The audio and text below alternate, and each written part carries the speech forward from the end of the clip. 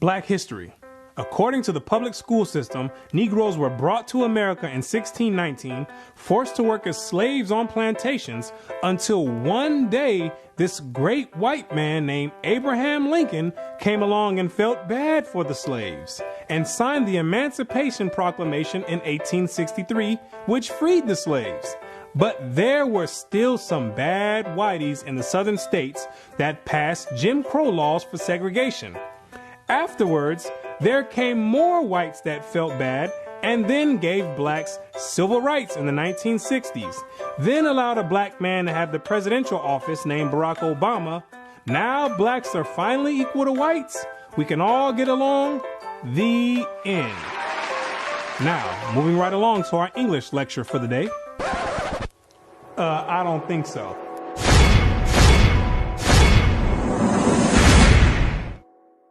Black history. What do you know about black history? Let me ask you a question. Prior to the transatlantic slave trade in the 1600s, what was your nationality? What did you call yourself? Some may say African. Well, Africa is a continent, and in that continent there's over 47 different countries in there. Which one do you come from? What language did you speak prior to the 1600s? Was it English? There's over 1,500 dialects being spoken in the land of Africa. Pick one. What clothing did you wear? Was it high heels and stilettos? Skinny jeans and Vans? What food did you eat? Hamburgers and hot dogs? French fries and SpaghettiOs? What religion did you partake in? Who was your God? Was it Christianity and Cesare Borgia?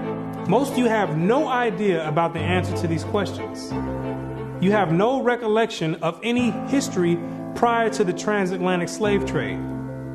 Now, is that a coincidence or by random chance? I don't think so. Have you ever asked yourself, why is it that in the public school system that every time the subject of black history is taught, it always begins in the 1600s and with slavery? Why is that? Doesn't that raise some antennas and spark inquiry?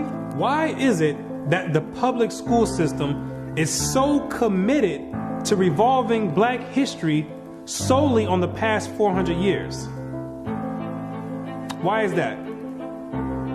Is it because there's a deficiency in historical data? Or maybe because there's no history at all prior to the 1600s? Maybe black people just poofed out of thin air, sporadically, landed on slave ships, and they said, hey, we got a new species here, and start importing and exporting them all over the world. Maybe that's what happened. The question arises, what is the drawback on this history? Why does it keep being withheld? What's the big idea about it? Why is it being held hostage? That's the question. Why can't it be expounded on? 100 years prior to the 1600s? 300 years? 500 years? 1,000 years? Why is that information not being revealed? What's the big secret? What's the mysticism about it? What you're going to come to realize is that your identity is the biggest kept secret on the planet Earth. Oh, you thought that NASA and the space station and the secret missions being conducted by them, oh, you thought that was the biggest kept secret on Earth. No, this is bigger than that. You thought that the government and the CIA and the FBI hiding information about UFOs and Planet X and Nibiru and aliens, you thought that was the biggest information and biggest kept secret. No, this is bigger than that. The elite Confederate has spent billions of dollars and constructed an innumerable amount of psychological stratagem to ensure that you never received and acquired this information that's about to be put out. You're about to receive pertinent information from some of the most reputable biblical scholars, historians, and archaeologists. And they all know something that you don't know. And that's your identity. Ham, the youngest son of Noah, born probably about 96 years before the flood, and one of 8 persons to live through the flood. He became the progenitor of the dark races, not the Negroes, but the Egyptians, Ethiopians, Libyans, and Canaanites. Wait, the churches and the pastors, which are set up by the government, all teach in unison a doctrine that all black people come from the seed of Ham. But once you open up scholastic sources, you'll find out that the biblical scholars say something totally different from what's taught in Orthodox Christianity. What do they mean by Ham is the father of the dark races but not the Negroes? The Negroes themselves are a dark race of people, so how can you say that Ham is the father of all these dark races and exclude the Negroes? What are the biblical scholars trying to convey? What the biblical scholars are saying is that you're not African. There's only 4 families according to the Bible that make up the native population of Africa, or the land of Ham. And the biblical scholars know that you don't descend from any one of those 4 families. In order to write that in a scholastic and academic book, the biblical scholars have done extensive and thorough research on both the so-called Negroes and the Africans, the native Africans. And they came to the conclusion after the extensive research that the Negroes don't have anything to do with the native Africans at all. They're 2 totally separate people. In the 1840s, Morton collaborated with George R. Glyden, an Egyptologist, who provided him with mummy heads and information about the racial significance of Egyptian tomb inscriptions. In Crania Aegyptiaca, published in 1844, Morton pointed out that both cranial and archaeological evidence showed that the Egyptians were not Negroes. In 1840, Dr. Morton was trying to find out the racial origin of the so-called Negroes that were in America in slavery. So he got together with the Egyptologists, which supplied him with the mummy heads, and what he did was conduct an extensive research on the cranial remains of the heads in Egypt, in contrast to the cranial remains of the heads in America. And what he found out is that the Negroes that were in slavery were not Africans. He found out that the skulls were 2 totally different types of skulls. The Negro's head was longer than the Egyptian head. The physical characteristics from the outside look similar, with the thick lips and the broad nose. But once you start delving into the real characteristics, he found out that there were 2 totally different people, as abolitionists and colonizationists had maintained, and that in fact, blacks had been relegated to the same servile position in ancient Egypt as in modern America.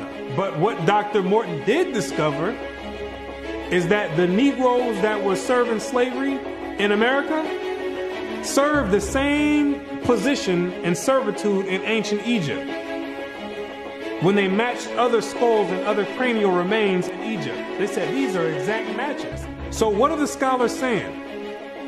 What you're going to find out is that they're saying that you are the biblical Israelites. Yes, you're the same exact people that served slavery in the land of Egypt. You're the same exact people that God sent Moses to go redeem under the hand of Pharaoh. You're the same exact people. And when you read the Bible, you'll find out that slavery is a central theme in the Bible. It's a reoccurring theme with the Israelites. The Israelites cannot run away and get away from serving slavery.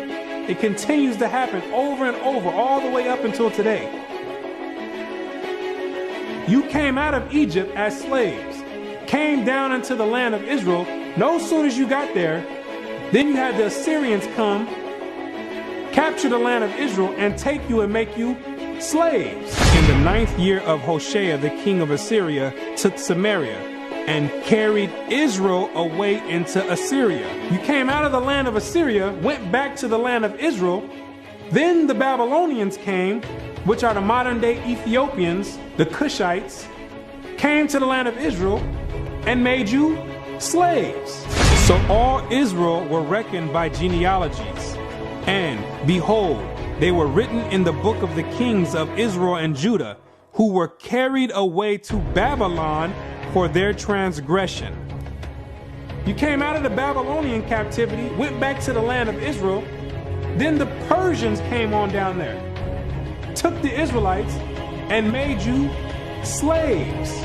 For we were bondmen, yet our God hath not forsaken us in our bondage, but hath extended mercy unto us in the sight of the kings of Persia. You came back from the Persian Medo captivity, went back to the land of Israel, rebuilt the temple up.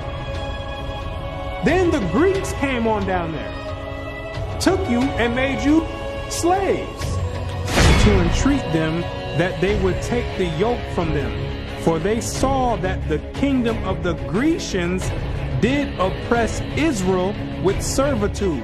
After you came from the Greek captivity, you went back into the land of Israel, rebuilt the temple because the Greeks were sacrificing swine and pig on the altars.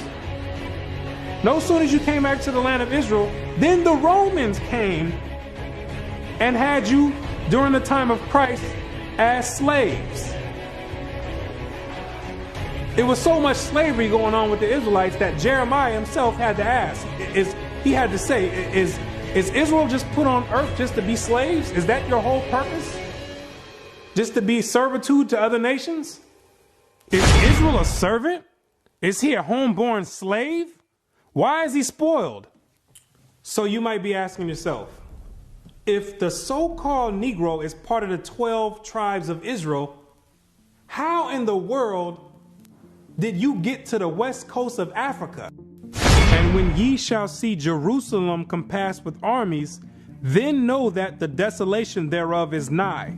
This is Christ right here speaking to the Israelites. He says, when you see Jerusalem compassed or surrounded by the Roman armies, then know that the desolation or the destruction of the land of Israel is getting ready to happen. The Romans getting ready to come in here and tear some stuff up. Then let them which are in Judea flee to the mountains, and let them which are in the midst of it depart out. And Christ says, when you see the Romans coming in, you better get ready to flee into the mountains. And what you're going to realize is that the mountains that he was talking about was the land of Africa. It was the same exact place that Mary and Joseph took Jesus when they were fleeing from Herod when he was trying to come find Jesus to kill him. They went right into Africa. And the Israelites went into Africa as well, fleeing from the Romans. In the year 65 BC, the Roman armies under General Pompey captured Jerusalem. In 70 AD, General Vespasian and his son Titus put an end to the Jewish state with great slaughter. During the period from Pompey to Julius, it has been estimated that over 1 million Jews fled into Africa, fleeing from Roman persecution and slavery. The slave markets were full of black Jewish slaves. Over 1 million of you Israelites fled from the land of Israel into the land of Africa, running away from the Romans because the Romans was coming to put slaughter to the Israelites. The ones that didn't take heed to the prophecy of Christ when he said you better leave and go to the mountains, go to Africa, when they got caught by the Romans, they were taken back to Europe and sold in slavery and put in servitude and became gladiators, put in the lions' dens. The pagans and the Romans attacked the Jews indiscriminately. Both the Jewish soldiers and the uninvolved peaceful population without mercy. As a result of this merciless attack, many Jews fled to those parts of northwest Africa known as Tunisia, Algeria, Morocco, and Mauritania. Many other Jews fled to other areas where Rome did not have any jurisdiction. This was to the region of the south, the Sahara Desert, and the Sudan. Grazel says, such is the explanation of how the Sahara Desert first acquired Jewish tribes, toughened by a fighting tradition and possessed of physical characteristics, black, which it is said still makes them approximate very closely the original Jewish population of Palestine. And after migrating from Israel and dwelling on the northwestern parts of Africa, after you were fighting vigorously with the Romans, you had no choice but to start migrating to the southern regions of Africa, where the Romans didn't have any jurisdiction. Because the Romans were relentless, and they were adamant about putting all Israelites to death. So in order to get any type of peace, the Israelites had to start migrating to the sub-Sahara parts of Africa. The scholars know this for a fact. The biblical scholars know this for a fact. They know all the history of the Israelites and their migration patterns.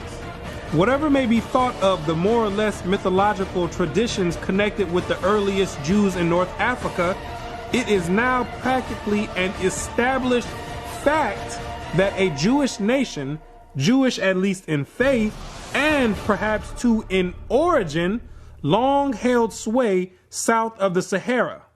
In later centuries, Jews are believed to have settled in Western Africa during the height of the Songhai, Mali, Ghana, and Kanem-Bornu empires. According to accounts from explorers of the region, several powerful Jewish families of the Songhai Empire were of Jewish origin. Some accounts place West African Jewish communities in the Andu forest of Dahomey, south of Timbuktu. In the 1930s, these groups still maintained a Torah scroll written in Aramaic that had been burned into parchment with a hot iron instead of ink so it could not be changed. In the 1930s, the historians went over there and still found Israelites over there that didn't get captured in the slave trade, still practicing the Hebraic faith, still knowing who they were. With a Torah, which is the first 5 books of Moses, written in Aramaic. That's the ancient language. And it's a shame that they have to burn it in hot iron so the European colonialists don't come over there tampering with it and taking the evidence and trying to hide the history. It's a shame that they have to do that. It is a total shame that they have to do that.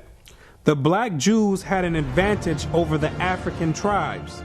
They carried their culture, history, laws, and written records with them. The Jews made use of every opportunity. They were an industrious and skillful people. In the Jewish Ghanaian states were found kings, princes, governors, generals, secretaries, treasurers, revenue agents, judges, architects, engineers, doctors, historians, language interpreters, mathematicians, jewelers, sculptors, masons, carpenters, painters of art, goldsmiths, leather workers, potters, armorers, saddlers, blacksmith, agriculturalists, etc. Who told you that you was a bunch of Negroes running around on the west coast of Africa, butt naked, swinging from vines? Who told you that lie?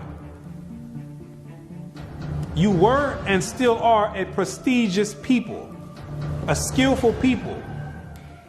The decline of Jewish communities of the West African Maghreb most likely began with the influx of Arab invaders into North Africa starting in 640 CE and later into West Africa in the 1300s and 14 CE. So after you had established communities and empires on the west coast of Africa, after the 7th century, that's when Muhammad and his band of thugs came down there to the West Coast with the Quran in one hand and a sword in another one. And they were forcibly converting the Israelites into that nonsense Islam. Yeah, I said it, nonsense Islam, because that's not what we were dealing with. That's the Arabs' religion. That's not what we were dealing with. And that was the decline of the Hebraic community over there in the west coast of Africa. And that was the forefront in the beginning of the slave trade. Yea, and what have ye to do with me, O Tyre and Zidon, and all the coast of Palestine? Tyre, Zidon, and the coast of Palestine, those are all ancient Africans that God is referring to. Will ye render me a recompense? And if ye recompense me, swiftly and speedily will I return your recompense upon your own head. Because ye have taken my silver and my gold, and carried into your temples my goodly pleasant things.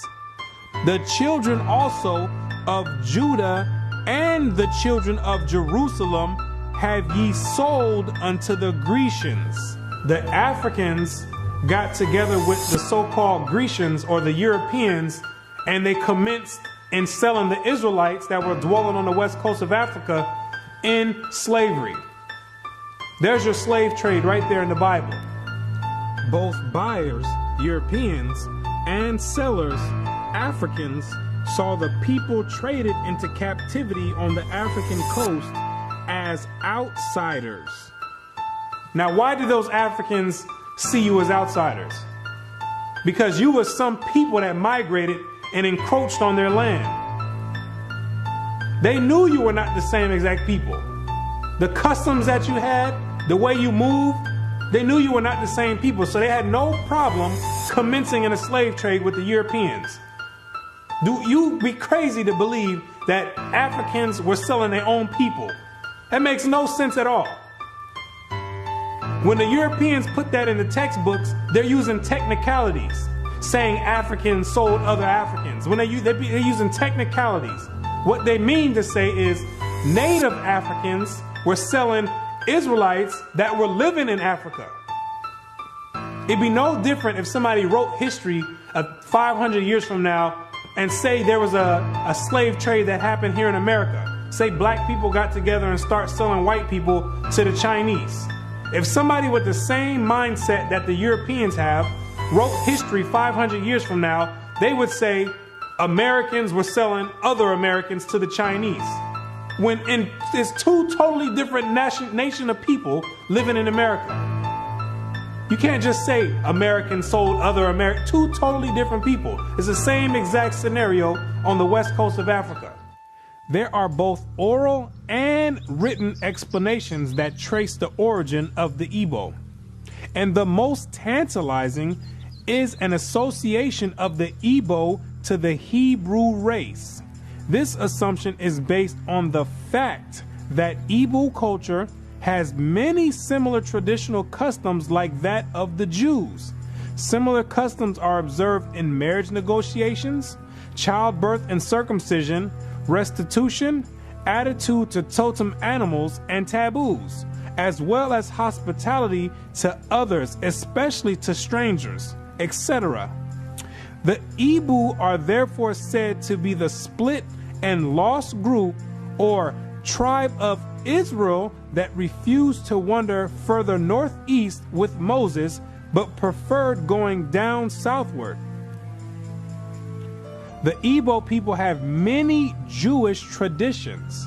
Naomi Katz, the current Israeli ambassador in Nigeria, and others point to their possible ancient Israelite origins. See, the scholars, they've done their research on the Igbo tribe, extensive research.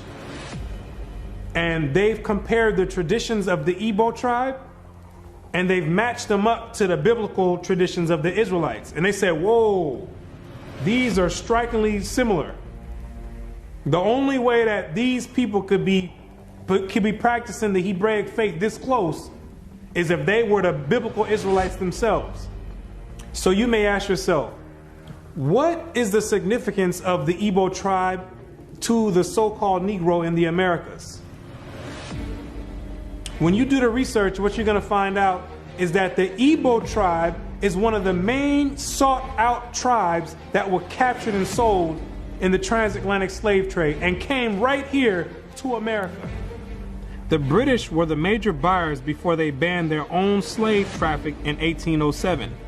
They were replaced by the Portuguese and the Spanish for as long as the traffic continued here. The majority of the captives were speakers of Igbo dialects. You can hear me clearly, Rabbi. Let us have your name once more. My name is Rabbi Yehuda Ben Shomer. Okay. Well, is it okay if we just call you Yehuda? Yeah, that's fine. Today? Okay, yeah, that's great. fine. No problem at all. I'll go on even further to say this, that the slave trade is actually connected to Deuteronomy 28, because the majority of the slaves that were brought to the Caribbean islands and brought to the Americas were Igbo people, were people of Hebrew and Hebraic Israelite descent, if you will. And so if you read Deuteronomy chapter 28, it matches perfectly what happened to the Hebrew slaves, the black Hebrew slaves, during the slave trade. It just matches it perfectly. Back up now. I think we just rung a bell here. Hold up now. Okay. Hold up. Hold the presses. Okay. Hold up. I hope everyone is listening to this. This is you about to rock some boats now, Ben Yehuda there. Hold up now. Listen to what he's saying here. So you are saying that there's a great chance, or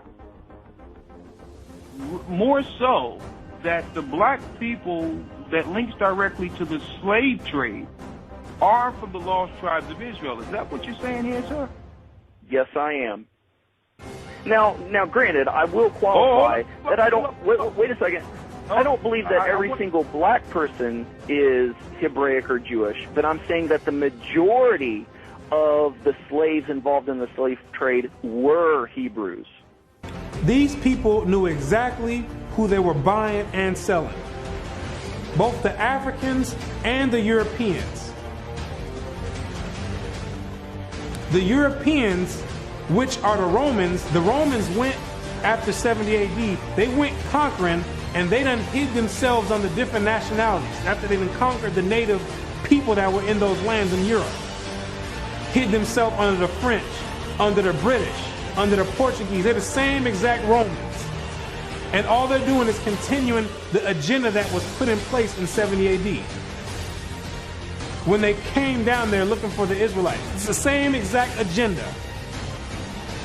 And carrying it forward to today. It's the same exact agenda.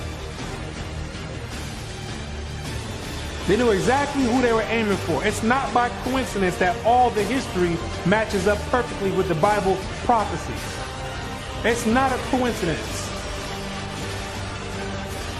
And then they push a doctrine on you in church talking about it doesn't matter. So then you never go and look for this information. Now you see exactly why they don't put none of this in black history, why they don't go prior to the 1600s. You start digging prior to the 1600s, and then you find out you come or descend from the Igbo tribe. You start doing your research. Well, let me find out a little bit more about this Igbo tribe. Then you find out that the Igbo tribe are known as fact descend from the 12 tribes of Israel. So then you say, hold on. Something's not right here. That's the exact reason why they don't go prior to the 1600s. You're not supposed to find out this information. They're supposed to keep renaming your nationalities every few years to cause confusion and to have you confused, not knowing who you are. Each year, something else come out. First you called Negro, then you called color. Then 10 years later, they switch it to African American. It's all by design. Now you have to be asking yourself, if you are supposed to be the people of God, the chosen people of God, why is it that he continues to allow you to keep going into slavery after slavery after slavery? And why does he have you building up everybody's civilization off of the back of your slave labor. And it shall come to pass, when thou shalt show this people all these words, and they shall say unto thee, Wherefore hath the Lord pronounced all this great evil against us? Or what is our iniquity? Or what is our sin that we have committed against the Lord our God? Then thou shalt say unto them, Because your fathers have forsaken me, saith the Lord, and have walked after other gods, and have served them, and have worshipped them, and have forsaken me, and have not kept my law. What you're going to realize is that when Moses brought you out of the land of Egypt and you entered into the wilderness, you entered into a covenant with the Most High God, the creator of everything you see in heaven and in earth. You entered in a blood in and blood out agreement with the creator. And he kept his end of the bargain, but you never kept yours. And he took the book of the covenant and read in the audience of the people. And they said, All that the Lord hath said, we will do, and be obedient. And Moses took the blood and sprinkled it on the people and said, Behold, the blood of the covenant, which the Lord hath made with you concerning all these words. Once Moses sprinkled the blood on you, there was no way out of it. You entered into the covenant. And it shall come to pass, if thou shalt hearken diligently unto the voice of the Lord thy God, to observe and to do all his commandments, which I command thee this day, that the Lord thy God will set thee on high above all nations on the earth. And all these blessings shall come on thee and overtake thee, if thou shalt hearken unto the voice of the Lord thy God. You see, if you kept your end of the bargain, the deal was the Most High was going to set you above all nations on the planet Earth. You know, the same spot that the Europeans have today? That was supposed to be your spot if you kept his laws, statutes, and commandments. But, that means there's a stipulation. There's two sides of the bargain. It shall come to pass, if thou wilt not hearken unto the voice of the Lord thy God, to observe to do all his commandments and his statutes which I command thee this day, that all these curses shall come upon thee and overtake thee. Thy sons and thy daughters shall be given unto another people, and thine eyes shall look and fail with longing for them all the day long, and there shall be no might in thine hand. Thou shalt beget sons and daughters, but thou shalt not enjoy them, for they shall go into captivity. The stranger that is within thee shall get up above thee very high, and thou shalt come down very low. Moreover, all these curses shall come upon thee, and shall pursue thee, and overtake thee, till thou be destroyed, because thou hearkenest not unto the voice of the Lord thy God, to keep his commandments and his statutes which he commanded thee. And they shall be upon thee for a sign and for a wonder, and upon thy seed forever, because thou servest not the Lord thy God with joyfulness and with gladness of heart, for the abundance of all things. Therefore shalt thou serve thine enemies, which the Lord shall send against thee, in hunger and in thirst and in nakedness and in want of all things. And he shall put a yoke of iron upon thy neck until he have destroyed thee. God says you'd have the yokes of iron on your neck until he has destroyed you. So that means when he take the yokes of iron off, you were destroyed. When did that happen? in 1863 when Abraham Lincoln signed the Emancipation Proclamation. The yokes of iron came off, but at that time, your whole history had been whipped out of you. When the master gives you something, you take it. He gave it a name. It's a nice name. It's Toby. And it's going to be yours till the day you die. Now, I know you understand me, and I want to hear it. Again!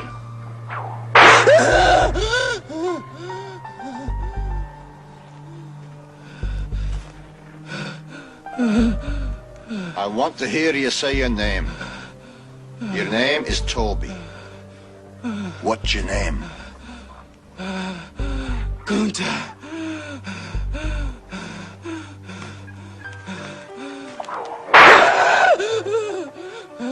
Lord God, help that boy. They're gonna whip him dead. What's your name? Say it. Toby. Who are you? Say your name.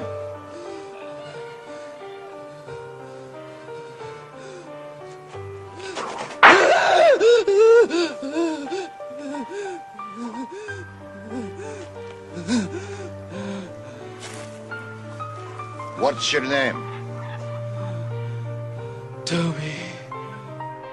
So that the man that is tender among you and very delicate, his eyes shall be evil towards his brother, and toward the wife of his bosom, and toward the remnant of his children, which he shall leave. You wonder why it's black on black crime? You didn't keep your part of the covenant. You wonder why black men always leave the children? You didn't keep your part of the covenant. Also, every sickness and every plague which is not written in the book of this law, them will the Lord bring upon thee, until thou be destroyed. Why are you number one in HIV? You didn't keep your part of the covenant. Why are you number one in hypertension and high blood pressure? You didn't keep your part of the covenant. Why are you number one in high cholesterol? You didn't keep your part of the covenant. Why are you number one in diabetes? You didn't keep your part of the covenant. Why are you number one in all negative effects across the board? You didn't keep your part of the covenant. And the Lord shall scatter thee among all people, from one end of the earth even unto the other. And there thou shalt serve other gods, which neither thou nor thy fathers have known, even wood and stone. And among these nations shalt thou find no ease, neither shall the sole of thy foot have rest. But the Lord shall give thee there a trembling heart, and failing of eyes, and sorrow of mind. And thy life shall hang in doubt before thee, and thou shalt fear day and night, and have no assurance of thy life. In the morning thou shalt say, would God it were even?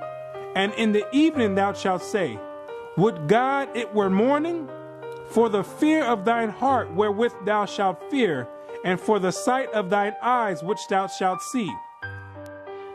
And the Lord shall bring thee into Egypt again. The word Egypt in the Bible means bondage or slavery. I am the Lord thy God, which have brought thee out of the land of Egypt, out of the house of bondage. So when God says he's going to bring you into Egypt again, he's saying, I'm going to bring you into slavery again with ships. But this time you're going with ships, packed up like sardines in a can. By the way whereof I spake unto thee, thou shalt see it no more again. And there ye shall be sold unto your enemies for bondmen and bondwomen, and no man shall buy you.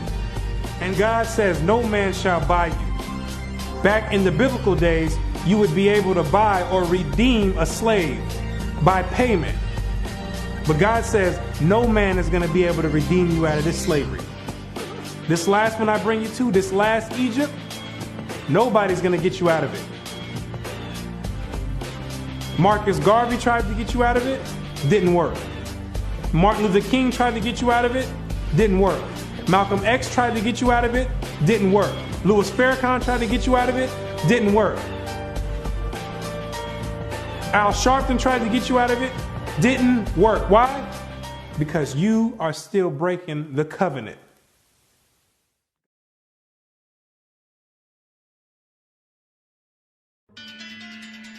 If you're the real Israelites, who are these people over there in the land of Israel claiming to be you?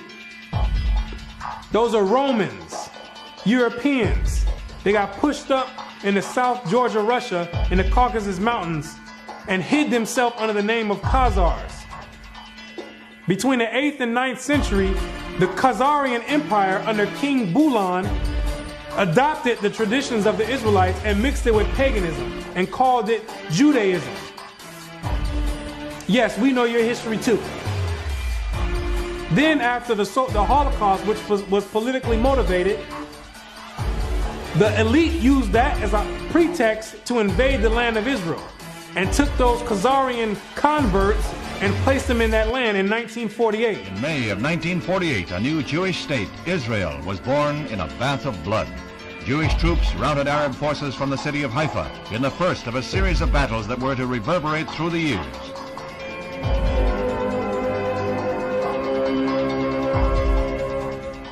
In the year of independence, fighting was fierce in the Negev desert area. Here, Israeli troops routed the Arabs and took hundreds of prisoners. Meanwhile, on May 14th, 1948, the new government, headed by David Ben-Gurion, is installed in Tel Aviv. Thus, for the first time since the Roman legion destroyed Jerusalem in the year 70 AD, the Jewish people have a nation of their own. United Nations teams accompany Israeli soldiers under the white flag to retrieve the bodies of soldiers killed in the continuing strife with Arab troops. The UN was able to effect some uneasy pacts calling for a truce, but skirmishes continued to break out. Dr. Chaim Weizmann joined Premier Ben-Gurion in the government. The Jewish patriot became president as Israel went before the United Nations to seek a place in that world body. The Middle Eastern Arabic nations were in violent opposition, and when Israel was voted a membership, they walked out in a body. For the rest of the day, their seats remained empty, but they returned the next morning to no further incident. Thus, history was made as the Jewish state of Israel was born. Conceived in strife and weaned on violence, Israel has flourished to become a constructive voice in world affairs. Her flag became a symbol of hope. To destabilize the Middle East. Prior to that, those people never lived in the land of Israel. Prior to 1948, those people never stepped foot in the land of Israel. Those are Europeans hiding themselves, European Romans hiding themselves under Jewish. That's what they keep doing each time. They keep going different places and taking on different nationalities. They're the same exact people. These are the same exact people that funded your transatlantic slave trade. Yes, the same Jewish man. The same Romans. These are the same people that's responsible for your 400-year short span black history curriculum. These are the same exact people that control the media outlets and push rap music on the whole black community and support it and push it on the forefront. The same exact people. They control all the media. These are the same exact people that are responsible for your Christian churches in all the neighborhoods in the black community.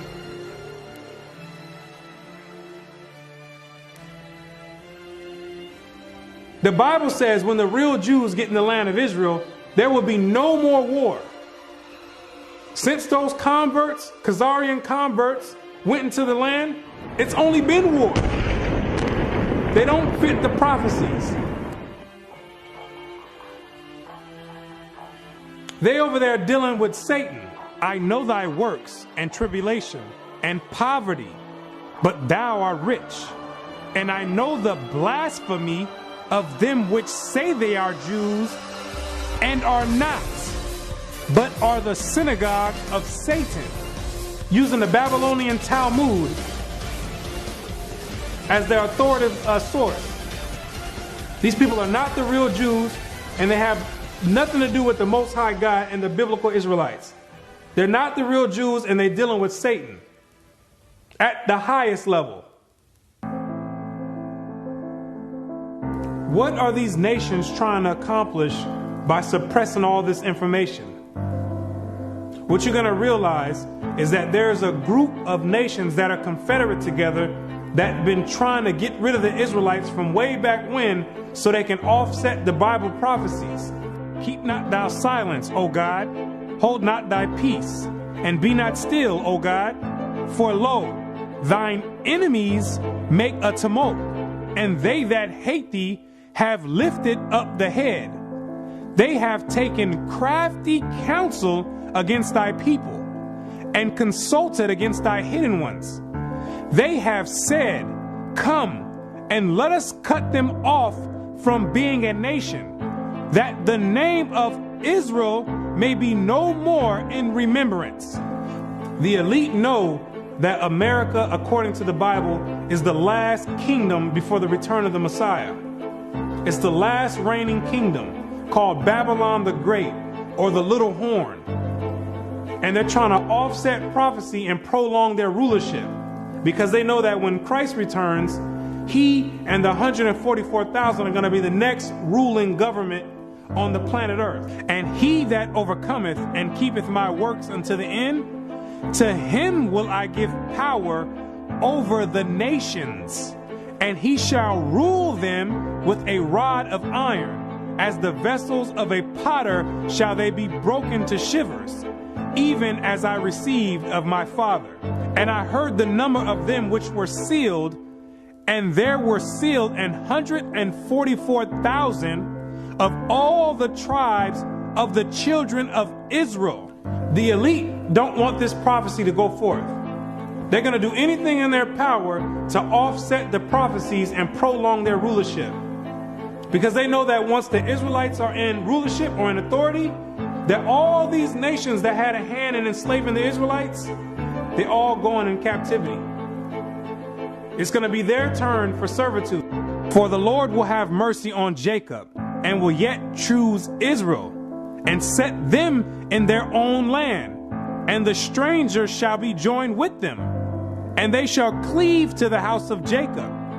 And the people shall take them and bring them to their place. And the house of Israel shall possess them in the land of the Lord for servants and handmaids. And they shall take them captives, whose captives they were, and they shall rule over their oppressors. Therefore, all they that devour thee shall be devoured, and all thine adversaries, every one of them, shall go into captivity. And they that spoil thee shall be a spoil, and all that prey upon thee will I give for a prey. He that leadeth into captivity shall go into captivity. He that killeth with the sword must be killed with the sword. Here is the patience and the faith of the saints. The elite have got together with their top scholars in their think tanks, and they know these prophecies to a T. They didn't study this book back and forth. They understand all the breakdowns and prophecies. So in order to prevent these things, they have to suppress history and rewrite history and flood the media outlets with all types of futile material like rap music, Atlanta Housewives, and other reality TV nonsense to keep your mind occupied on entertainment and diverted from anything with any significance. And the success rate of that to black people is extremely high. The black man won't pick up a book if his life depended on it. A book is kryptonite to the black man. It's like spraying Raid on a roach. They say if you want to hide anything from a black man, you put it in a book. But despite these efforts of trying to offset prophecy, there's Israelites waking up all over the world by the thousands, coming up out of sleep and getting rid of these Gentile gods and coming back to the Most High God, the creator of heaven and earth, and keeping their end of the bargain. For the children of Israel shall abide many days without a king, and without a prince, and without a sacrifice, and without an image, and without an ephod, and without a teraphim. Afterward shall the children of Israel return and seek the Lord their God and David their king, and shall fear the Lord and his goodness in the latter days. The kingdom of heaven rulership, the governing body, is being set up right now in the midst of everyone, and nobody even knows it. While America is on an economic decline, God is raising up the ruling government of the kingdom of heaven. He says, even though the children of Israel are as the sand of the sea, only a small remnant are going to be saved from his wrath. Isaiah also crieth concerning Israel, though the number of the children of Israel be as the sand of the sea, a remnant shall be saved. Because the majority of you Israelites are going to be too caught up and bugged out of your mind and caught up in the world and caught up in Christianity to even give the Creator a thought. And even to consider to go back and keep your part of the covenant. But God says, He's not sending you in slavery no more. He says, if you didn't learn this time from all the captivities you've been under, if you didn't learn from getting your backs whipped, if you didn't learn from being hanged, if you didn't learn from having your sons and daughters sold, He says, I'm not bringing you into captivity no more after America. This is the last captivity. He has another plan for you. You got another punishment coming. It's called the lake of fire. But the fearful and unbelieving and the abominable and murderers and whoremongers and sorcerers and idolaters and all liars shall have their part in the lake which burneth with fire and brimstone, which is the second death. And you're going to be there for a very long time. But to those that have an ear and come back and return to the Heavenly Father, He's going to make a new covenant with you.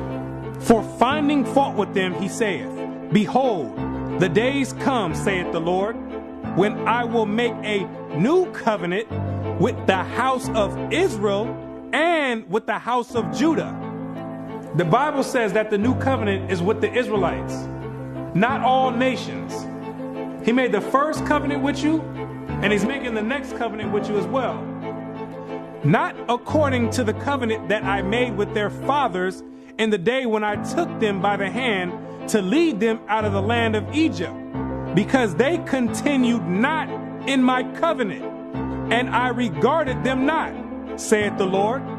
For this is the covenant that I will make with the house of Israel after those days.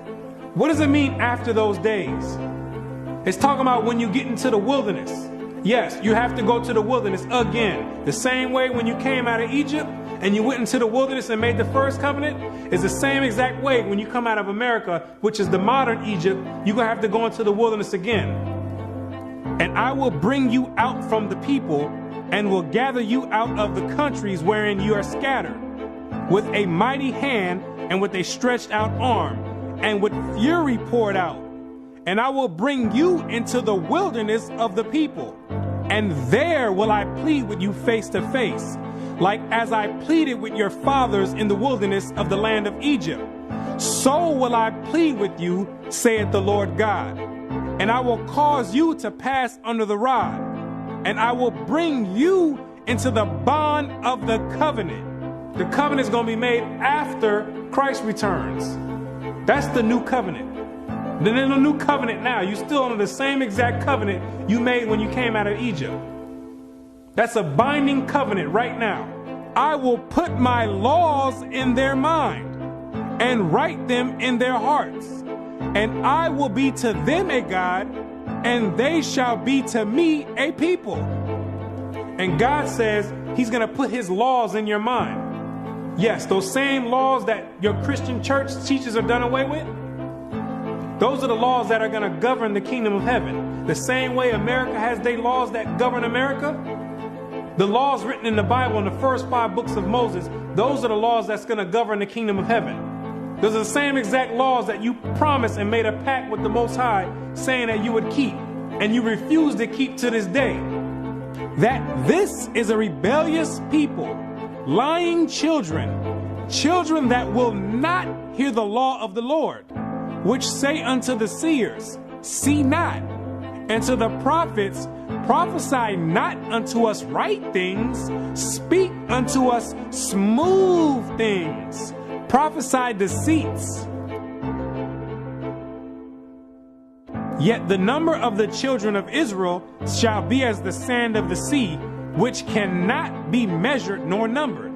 And it shall come to pass that in the place where it was said unto them, ye are not my people, there it shall be said unto them, ye are the sons of the living God. In these same exact places where you were scattered for a reproach and called by different names like African American, Negro, and colored people, and where you were told in church that you were a Gentile, in these same exact places, it's now being told to you that you're actually the children of Israel. Prophecy is being fulfilled right now. It's up to you now to make a choice. Either you're going to come back and keep your end of the bargain, or you're going to still stay out in the world. And if you stay out in the world, the only thing you can look forward to is weeping and gnashing of teeth. The Most High is extending out his hand one last time. It's either you're going to repent and come back, or you're going to die in your sins. You can hang on to whatever you want. You still want to worship the Gentiles' gods? You go for it. The Gentiles can teach that the law's done away with. They wasn't back there in the wilderness, and they wasn't back there with the blood sprinkled on them. They wasn't under a covenant. They weren't back there saying, we will obey.